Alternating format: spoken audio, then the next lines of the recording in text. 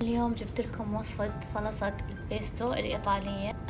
كوبين ريحان فريش، كوب جبن بارميزان، 3 فصوص ثوم، رشة ملح، رشة فلفل أسود، نصف كوب غازو، ربع كوب زيت. نضيف أول كوب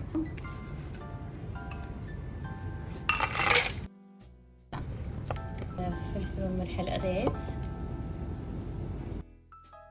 أضيف كمية الريحان اللي متبقية عندي،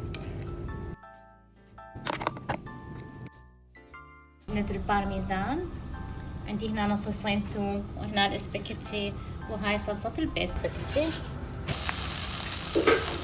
خلي ثوم، صوص البيستو، مي ننزل بالاسباجيتي.